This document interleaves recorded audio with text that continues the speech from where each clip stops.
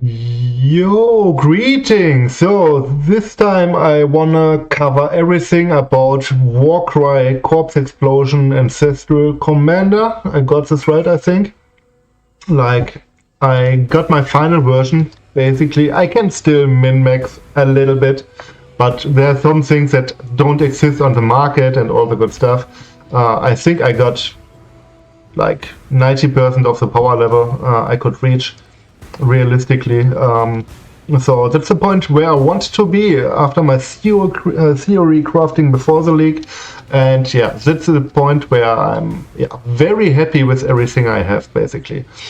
So the main idea about this build is you Warcry a lot, like with auto exertion. We use this one with two different Warcries. That's something that's different from what I've planned. But we use two Warcries instead of one for that stuff. And we use Unearth, a high level Unearth, that's very important, high level, high quality, to pop corpses. Like, that's the most important thing for single target. For packs you just cast once and yeah, everything is dead basically with all the explosions and all the good stuff. Then the corpses are on the ground, they explode again, you barely need to recast. Except you have like a lot of Beyond and Delirium that spawns, like in my video here, like here. This one I got Beyond and Delirium on it, then you need to cast a little bit more because, well, stuff is spawning all the time. Like, I fully invested in this setup into Beyond, and a lot of stuff is popping out. So I'm level 97 at the moment, and over half. Cleared most of the content in the game, like tier 17s, every pinnacle boss. I got everything unlocked on this character, like Fiat and all the good stuff. I just didn't attempt Ubers because I never run Ubers mid-level, like you can always die. I wanna do it with 98 then. And I might upload a few videos if it works out decently. So I'm reaching dot cap on this build, so that's kind of nice. Like, that's 36 million DPS, something like that. That's a dot cap, and we have still a decent amount of hit damage to gain a little bit of extra damage on top of the dot cap. So let's go out of here because of the Warcry stuff, I think. For the buttons we use. There's a lot here, but we don't use everything. Earlier in this version I used a banner as well, but I don't use it anymore. I rarely used it. Like, if you want you can use a banner, but I thought 4 points are better invested into something else because I rarely used it. So we use our shield charge and frostblink as movement skills when we want. That's kind of nice. Whoop. So that's one thing. We use Enduring Cry only on bosses, like if you enter, for example, Shaper or Elder or something like that. Usually when you enter a boss map, you don't have any charges. So you pop it once and you are basically at full charges, or at least 6 or something. So that's very important to start a fight. If you just have one charge, you might take some elemental damage and all the good stuff, depending on what the boss is throwing on you. So if you are in a map, you basically never use Enduring Cry, except you want the regeneration of it. That's kind of nice as well, to have some 8% life regen on single target. It's like 20 power, 2% times 4, 8% life regen. That's nice as a button, but I usually only use it to generate charges in a boss fight where I had no mobs before that to have my charges up. So one time use only basically. Despair, that's an important button, but only again for bosses. I never use it outside of bosses except I really want. Oh, I missed a jewel in here. Just because I have one important jewel. That's the balance of terror. That's the quality of life jewel. That's why I have 2 curses manually in here. Temp chains, action speed cannot be modified below base value, so you cannot be chilled and all that good stuff. Or maimed, hindered. It doesn't really affect you. That's very nice, or the hold of the Elder, you're immune to that one as well. So that's some utility aspect. But the important thing is inflict wizard for 2 seconds on hit. If you've cast Despair in the past 10 seconds, that's usually how long most bosses last, except the phases, etc. So I cast Despair once on the boss, I got a big fat Despair on the enemy, and I have Wither on hit, which basically almost instantly has 15 Wither stacks. You keep it up all the time, because you got I got Spell Echo with Unearth, that's 2 hits already, then 10 corpses explode, and I have 12 stacks of Wither on the enemy. And the next explosion of the next Warcry and the trigger rate is pretty high. Like, those are a lot of Warcries. The small Warcry and the big one. You are instantly at 15 stacks and you keep it up all the time, as long as you explode corpses. So, yeah, very important. At least the Despair mod is important. The second one, you don't need a second one. That's useful for you, but this one, I would definitely go for it. Because it saves gem slots, you don't need a Wizard Totem, and it's so nice, so strong. So let's go out of here, because of the Warcry stuff I usually play with sound muted in-game, except the loot filter. So yeah, a nice hideout. Self-crafted, by the way. So let's go over the skill tree in class first. Let's start with that one. It's my third or fourth recording, because something always happened. So I got interrupted, etc. We want Call of the Ancestors, of course, for the cooldown recovery, and Warcry. Explode enemies, dealing 12% of their life as physical damage. We combine that with Calm's Command for additional 10%, that's 22% of life as physical damage, as explosions. Very nice, they seem to stack. So that's nice. After that, we gain Endurance Charges and Ancestral Defiance. Very basic. So an important thing here, you want very early, as soon as you can, basically, because it saves a lot of skill points. You have high attribute requirement items, like Cosby's Will is like 183 decks. Obliteration 188 int. This removes the need of that, and you can use tattoos instead of attribute nodes, which is a lot of extra DPS. Like Warcry cooldown recovery rate is basically cast speed for us, which increases the damage. Like we have more triggers and yeah, more explosions and more damage, of course. So that's not only helping us with the attribute requirements, it also increases our DPS a lot with the cooldown recovery rate.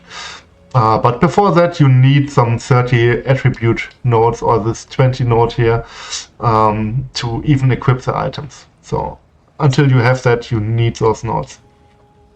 So we got this Warcry cluster with remove all damaging elements when you Warcry. This also works on auto exertion, so we remove all damaging elements like all the time. Like if you have an ignite on you, it doesn't take long until the ignite is removed with that one. And it removes all. You can be poisoned, can be bleeding, and can be ignited. The next Warcry, everything is removed.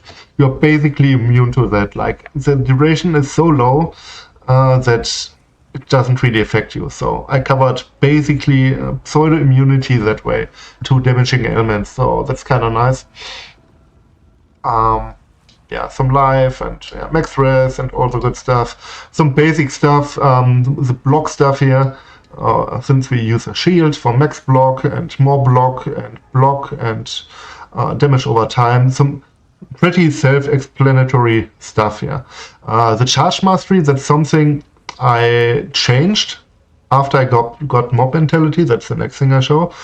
From charge duration to damage per charge, because I got such a high uptime on my charges, like all the time. I don't need the charge duration anymore. But before that, you want the charge duration. So since we have some endurance charge on block here, for example, endurance charge on kill here, and there was something else. With the duration, you easily keep it up without using Enduring Cry. So that's kind of nice, but yeah, after mob mentality, I got one on a megalomaniac here. Because I thought maybe I get another good mod. I didn't need a second Warcry cluster because I only needed mob mentality, so I picked a megalomaniac. You check useful mods on it, something you can use, at least one other mod that is useful. But this one grants endurance, frenzy, or power charge per power. Units have 20 power. That's 100% chance to grant and charge. And we use 2 Warcries. They proc all the time. Like, you have all the charges up all the time without any issues at all with that node alone. Without accounting the charge on kill and charge on block we also have on top of that. The second node here I got 6% block chance because my shield has low block, and this one helped me to overcap my block enough to be spell block capped as well. And yeah, I got some life and charge on blockers on top, but that's not really important. If you have a better shield, you don't need this mod. Like, I got some crafted block chance on it. If you have like 38, 30, 40 block chance, something like that, you don't even need this node. And you're still overcapped with spell block. So that's kind of nice. Or you spend a skill point somewhere for extra block. I don't know. But that's what I got here. For the other Warcry cluster, we got Warning Call. That's, again, against unique enemies or in the middle of a pack. 100% increased armor, like all the time. And we got Lead by Example. When you Warcry, you gain Onslaught. You have Onslaught all the time. That's nice. That's quality of life. Cast speed, movement speed. It's up 100% of the time. So very nice. We got this jewel already talked about. The rest of the jewels are rare jewels. You wanna aim for global physical damage, chaos damage over time multiplier, and max life. I exalted this and vaulted, and I got 2 times reduce ignite duration on you, which is totally unnecessary. Like, those are dead mods here. But those are my rare jewels basically. I got some reservation efficiency here, 2%, which kind of helps me as well. And some corrupted blood immunity. This corruption basically only saves you 1 skill point. You could just get it in protection mastery here, which we already use anyway. So yeah, for the other cluster jewels, the large cluster jewels are basically the same. We want battle hardened and master fundamentals. It's helping a lot of physical damage, which also scales the poison damage, evasion, armor. We got both. Elemental res helps capping res. That's kind of nice.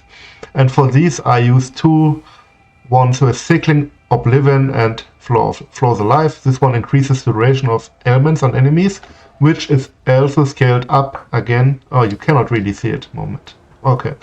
Also scales up with temporal change, which lets ailments run out slower. So that's yeah, dipping on top of it.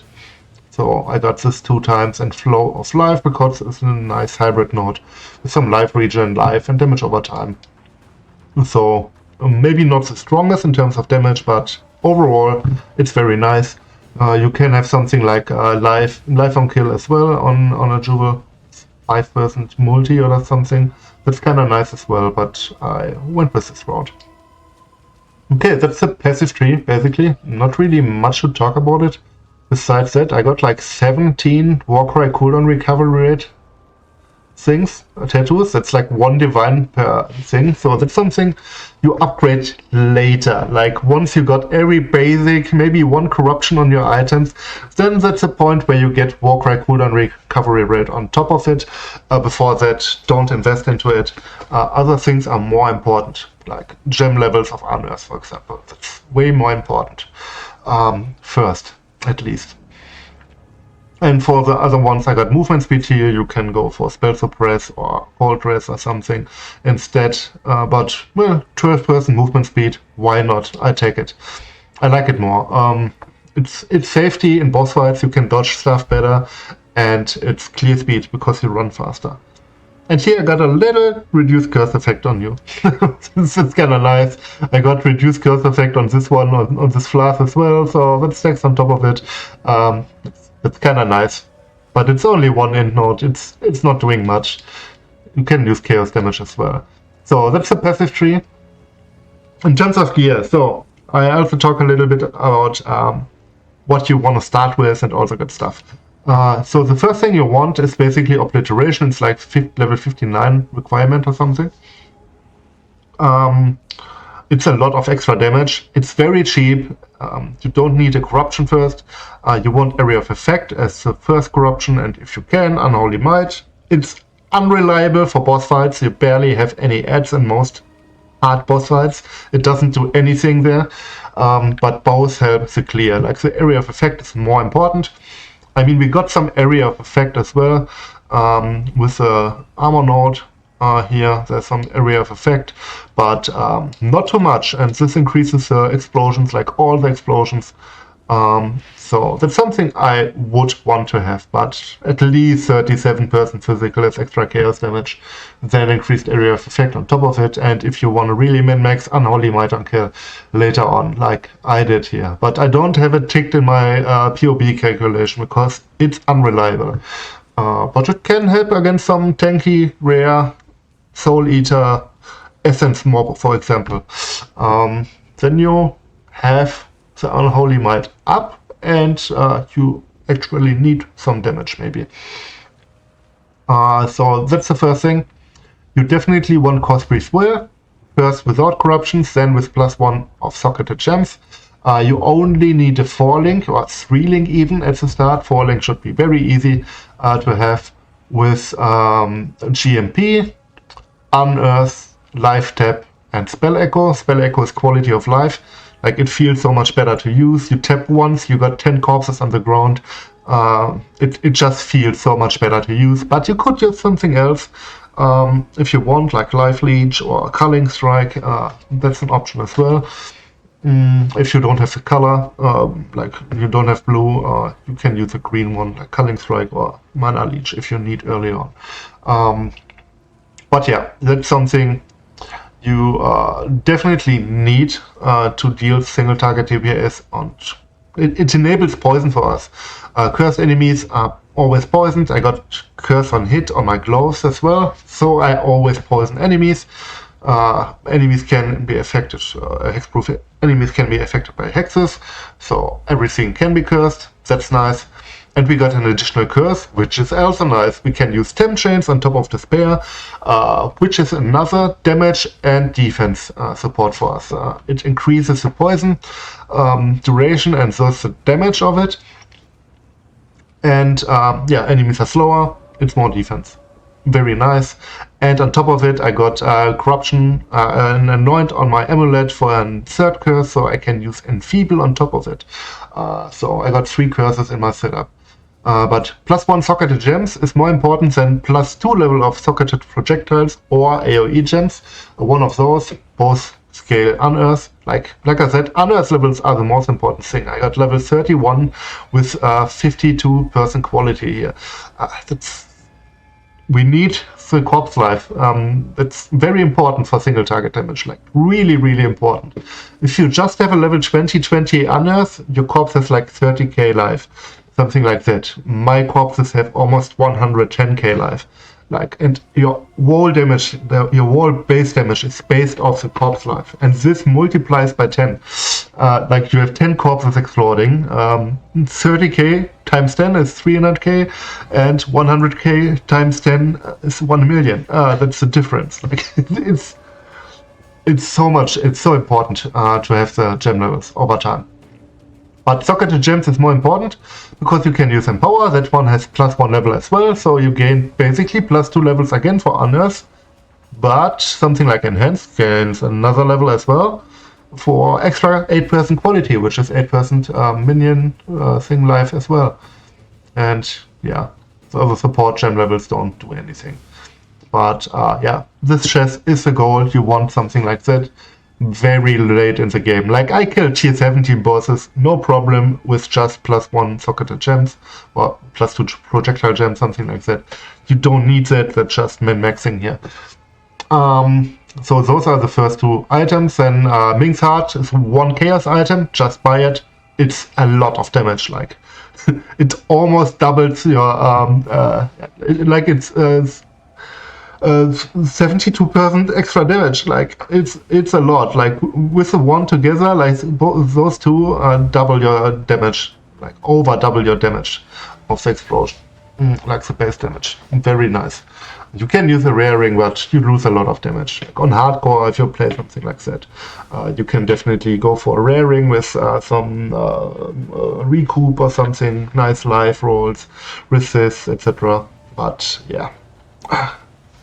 This is all so nice, and both items combined have so much chaos res. Like, this one has 70 chaos res, this one 52. Like you have 122 chaos res already with those items. Like I have 62% positive chaos res with those items. Like I just need one roll on some item to be chaos res kept.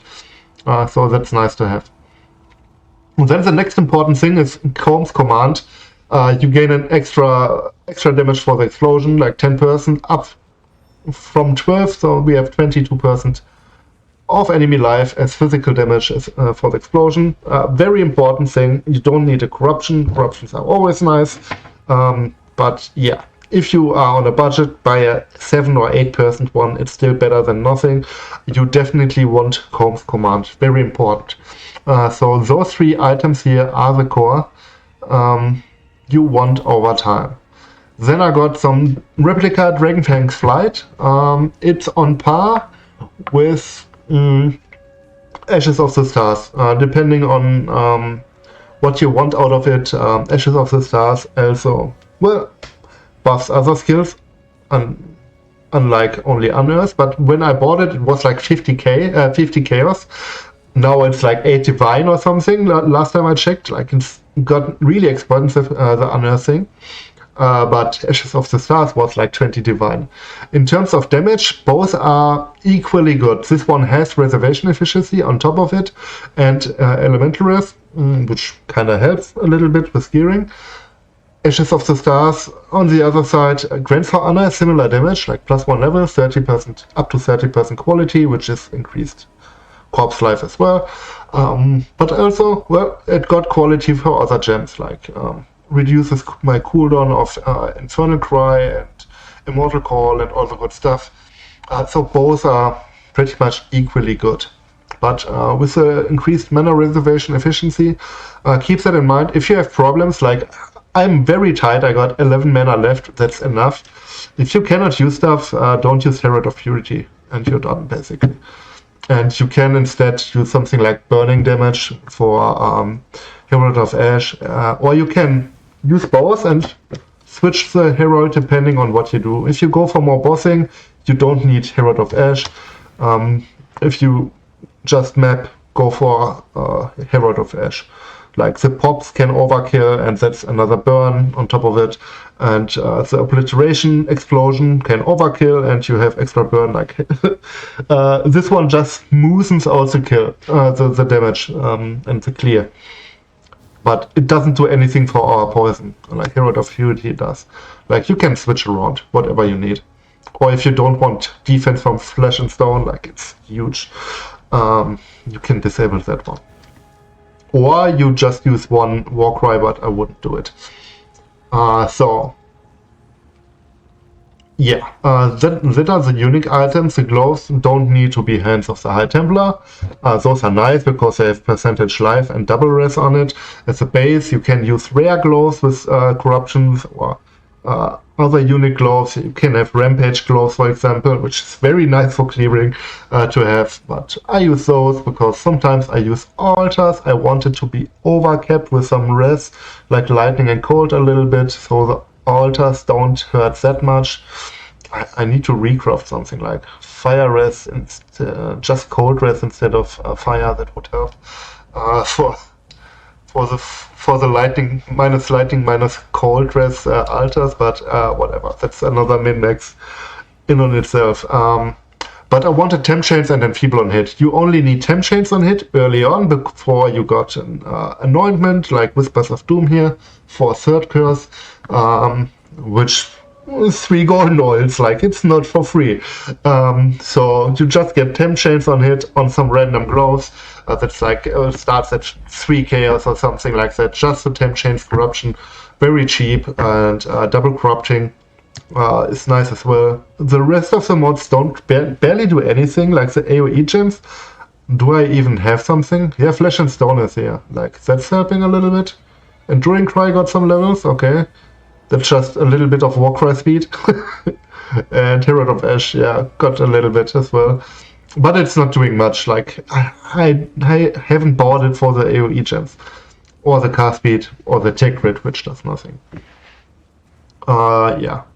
The shield, another important aspect for defense over time. Like when you enter red maps or something, you want that stuff. Recover life when you block is important. You want a decent amount of block chance. You want definitely a block chance roll on it. And then you can add something like 2 or maximum resistances, which doesn't exist at the moment, I think. The last time I checked it. I wanted to upgrade the shield, but I cannot find something with the mod. Reservation, mana reservation efficiency is another very, very good mod. With this, you could potentially use Malevolence as well, instead of one of the heralds. Reduce critical strike damage taken is another good mod, and yeah, flat physical damage reduction. It's another nice mod. But you definitely want block chance and recover life on block. The third or fourth mod, whatever you find, whatever fits your budget. Like the sky is the limit with a good shield. Like you can pay a mirror for a perfect shield if you want. Raring, you want one mod with minus total mana cost, because the mana of a Warcry is like 9 mana, and this brings it down to 2 mana, and 2 mana for both of the Warcries is enough to sustain with my 11 mana here in the mana region and the very low cooldown. And I can still use my Enduring Cry, which costs me 10 mana in between if I want or need. So yeah, you definitely want one of the roles. Without it, you have mana issues. You cannot reserve that much. You might need a mana flask and all the good stuff. Definitely get one of those. I mean, it's a prefix. It's a craft. Should be easy to get. I could definitely upgrade my ring. Right now, it's not the greatest. Could have 120 life and recoup and stuff like that. I don't need all the rest anymore. But yeah, I use it a long time. A very long time. Boots, just get movement speed, your resist, life, nothing special. For the implicits, you want damage per endurance charge. That's a nice mod. With 8 endurance charge, that's 32% increased damage. And the region per endurance charge is very nice, but before you have tattoos, you might want General Cry cooldown recovery rate, which helps a lot. Smoothens out the clear, more single target damage. But I'm at a point where it's just a fraction of a DPS increase with all the cooldown recovery I have. So I wanted some life regen. That's kind of nice. Yeah, flasks, I got some random flasks here. Like Jade Granite, it's something you want. You want a Quicksilver, and the last one. Before you have the curse on hit stuff, while clearing, where's the flask, you want maybe a Witchfire Blue for Despair, Curse Aura, like a Blasphemy, all the time, which is nice as well. But yeah, I use a Rarity Flask as my last flask at the moment. You can use whatever you want in the slot. Go for some LRS flask, Max Res, something like that. You can go for a Stipnite flask, Basalt flask, whatever you like, unique flask. I wanted that rarity, like that's 59% rarity here, for extra gold and uniques and all the good stuff. I just wanted it, and especially for the gold, for my King's March. For bosses it does barely anything or nothing. So for bossing, you might want to swap your flask out for something more useful. Okay. Slap this one in here. So that's about the gear. Yeah, gems are pretty That's my movement setup here. The auto exert, infernal cry, general cry. So I use those two war cries. One has 3 second cooldown, the other one 8 seconds. If I would use a third one, all the other war cries also have 8 second cooldown. They would always use the war cry at the same time, and one would explode the corpses, the other one would do nothing.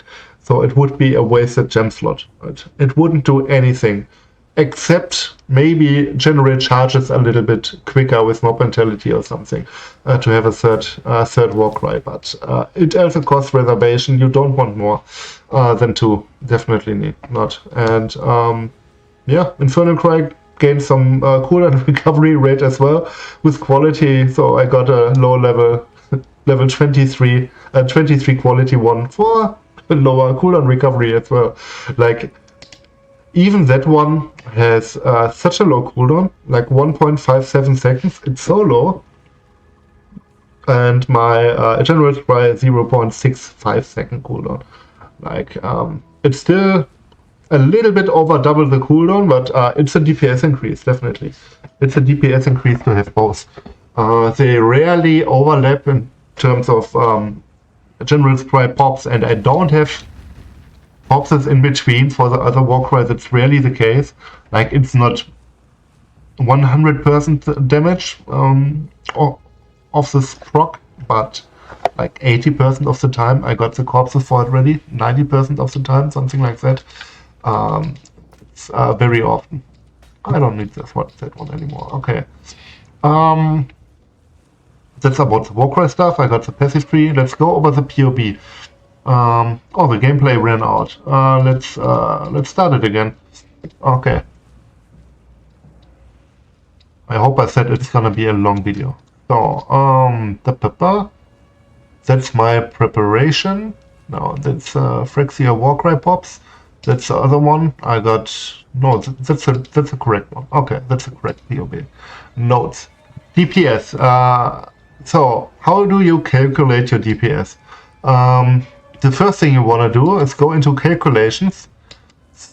Look for your unearth, your correct unearth, your supported one, and check the corpse life here. Here's the corpse life, like 107k in my case. You go into configuration and enter this one into corpse life. If you have nothing in here, the explosion, like, you take some monster level life, like level 80 monster with 12.7k life. Like, that's not what we have. We use our number in here. And if you have something like a level 20 one that has like 30k life, and yeah, I got a lot more, like 107k. So then we got our death rattle here. You find it in the main skill on kill monster explosion. Death rattle, this source only, and you find your combined total DPS. That's one important thing, and the other one, comms command, you find it as well. So that's the thing. Yeah, we want the corpse life. We got 10 corpses. We want the trigger rate of our war cries. This one is under our war cries, like trigger rate 1.54. In this case, for general cry and infernal cry has 0.64. You find it in the same spot. So those are the important things. So we got our pop damage here. Like, I changed one jewel. It's not exactly the same number. I got like 1k damage more. And the helm pop. So combine this together, the DPS, it's like 1.6 million here. And that with 10 corpses, that's 16 million. That's one Warcry explosion. Now we need to add those numbers of the trigger rate. Like 1.54 trigger per second. So we got the DPS, like 20.8 million DPS for General Cry. And the same for Infernal, that's like 10.3 million. Like I said, that's not 100% of the time the case, because sometimes you have them so close together, both war cries, that you cannot generate all 10 corpses at the time. But in theory, that's the optimal case. So we got combined 35 million DPS. Or if you split it up, you can find it again. It's like 1/3 of the damage is a hit damage and 2/3 is poison damage of my damage. And I split it up again for each Warcry. So this one here, but 36 million DPS is a cap.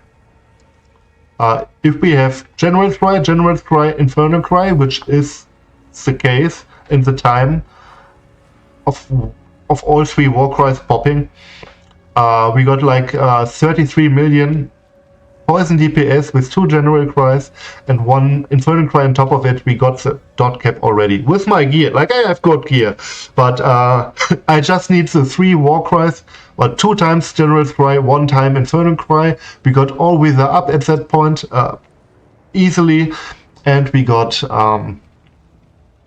yeah, dot cap already. After that point, only the hit part matters really, and to keep poisons up, of course. Yeah, that's like 1.6 seconds ramp up time for the dot cap with my pretty good gear, highly invested gear. It's like, I don't know, worth 100 divine or something around that area. Everything combined. Corpse Freeze was 10 divine, obliteration like 2 divine, comms command 1 divine. The shield 5-6 divine. Hands of the High Templar was like 2 divine. I think, yeah, 2 divine. The amulet now is like 8 divine or something. That's a few chaos, rare gear, I don't know, 1 divine each. All the tattoos 1 divine each. Megalomaniac maybe 1. Balance of Terror is more expensive now than it was earlier. I paid 1 divine as well. No, for this one 3 or 4. Like maximum 100 divine investment here on this character so far. But yeah, that's the DPS. You can't use all the charges because they generate all the time. Life tap doesn't do anything for damage. It's just up. Warcry recently, it only matters for the onslaught, basically, and the armor and the charges maybe. We got Sandstance up all the time, which reduces the damage, enemy steal, which is nice. We got the curses up. They are up all the time anyway. Wither stacks 20 Warcry power to calculate the life regen of Warcry and all the good stuff. And that's basically it. No other bullshit or anything. If we have Chaotic Might, the DPS is climbing up, but again, it's unreliable. Like, it's in some cases it's useful, in some cases not. If we add it here, we jump from 880k to 1 million, basically. Like, it's 12% more damage, something like that. Chaotic Might? No, it's Unholy Might. Unholy Might. It's not even that good. Unholy Might or Chaotic Might? Unholy Might. Okay, yeah, it was Unholy Might. Man, after the change. Yeah, it's like 90k DPS more. Damage per pop, which is decent, but not that important. Like, it's nice, but not that important. This one I can delete, this one here. Okay, that was from something else. Yeah, and this one is without my Immortal Call. Like, with Immortal Call up, I got a way higher effective hit pool. Like, it's insanely good, and we gain the charges back instantly, basically. Before Immortal Core runs out, we got our full charges anyway, with the charges on kill, charges on block, charges on Warcry, all the good stuff. It's very easy. I like Immortal Call in that case. I wanna level it to level 20. I think I got it up to 18 now. And yeah, you can get some quality. I switched into Immortal Call not long ago, so that's why I don't have it up. Alternatively, you can use Molten Shell, but it's not doing that much, not as much as Immortal Call. Like, Immortal Call is like 711k effective HP pool, and this one 376, especially against fist damage. That's the main issue here, that ramps it up a lot. Like, it caps at 90%. But Vaal Molten Shell is a nice thing to have. Like, with Vaal Molten Shell, it's pretty decent. And you got, yeah, you can use Molten Shell automatically, and use Val Molten Shell on demand. That's the benefit of it. Like you have Val Molten Shell on demand when you want it, when you use it, not on cast and damage taken, or automation is another thing you can use. But I don't know. I don't like it that much for Immortal Core. But that's something you could use for a high-level Val Molten Shell. You could use automation, have Molten Shell up every time it's off cooldown, and use Val Molten Shell when you really need it. Like when you pop, I don't know, a big Legion or something like that. You can just use Val Molten Shell earlier. So that's always an option, depending on what you like. Okay, I think I got everything important covered. I can reach it by moving as well. You could add something like Val Lightning Trap with 20% shock. That's a little bit of extra DPS.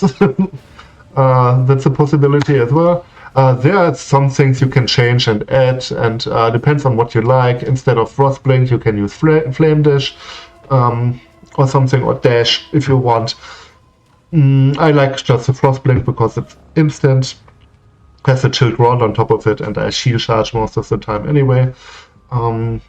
So yeah, that doesn't matter. Earlier I used this banner stuff here, which is kind of nice. You can have like gain 5 Baylor if you Warcry. With 2 Warcries, it's up very quickly. You get very quick and high duration on your banner. You can use the Spell Suppress movement speed one or the block one with life on block, which is very, very good, the block one. Before you have your spell block capped and all the good stuff. When you have the banner up, you are basically block and spell block capped and got life gain on block, which is very nice, definitely. Early on, I would use a banner with this banner mastery. But at some point, I rarely use the banner, very rarely. It would increase the spell suppress one, would increase my effective HP on paper. On boss fights, definitely. Like that's 48% spell suppress, but I'm not capped. It's not for every big spell or something. And yeah, I forget to use it, and it's still 4 skill points. Like 4 skill points are a lot. Like I could remove 12% life, 18% life, and like I don't know, another life node, for example. I couldn't respec one. Like 18% life and 30% reduced extra crit damage from crits. That's the opportunity cost. I would have to pay for it. So that's another thing. It's conditional. You use it not that often, most likely. And you lose something on the passive tree as well. 4 skill points, it's tight. Yeah. So I think I got everything important covered. Like it's pretty tanky, has nice clear, has nice single target. It's a very it's not the biggest blaster, not the biggest in boss damage, not the tankiest char in the world, but it's very tanky. It has good clear, and it can it has a dot cap with my setup here for single target damage as well. It's a very good all-rounder that can do basically everything. That's the nice thing about it. It's a very, very good all-round character. It's good for everything, not perfect for anything. If you want to blast maps, you want to go for kinetic blast or something like that. What the kids play today. If you want to go for high single target, you got builds for that. For extreme single target, like Mana Forged Arrow or something. But that's also a different investment. This one, I built it from scratch. It was my league starter. After Crew Lab, I started with Warcry stuff. Instantly, Warcry explode. I didn't use Thunder, and I built it up. Like with each item on top of it, it got better and better and better and better until I was at a point where upgrades didn't exist on the market. Like this chest, I bought it today, like a few hours ago. It didn't exist on the market. I tried double corrupting it, didn't work. Like in 25 temples or something, didn't get anything close to it. I broke even with the stuff I sold from it, but yeah, that was a waste of time. But the chest didn't exist until today. So, yeah. Same with Tetos. Early on, Tetos didn't exist as well. But now you can definitely play it. It's a fun character. It's different than others. With the Warcry explosions, it's fun. It's different. It's a very nice all-rounder. Good defense, good damage, good clear. Everything is in there. It's just not the best in any topic. Like, not at all. It's like a 6 or 7 out of 10 in every department consistently. It can do every content in the game. I haven't done Ubers yet with it. I have to exclude them, but I think most Ubers are doable with it as well.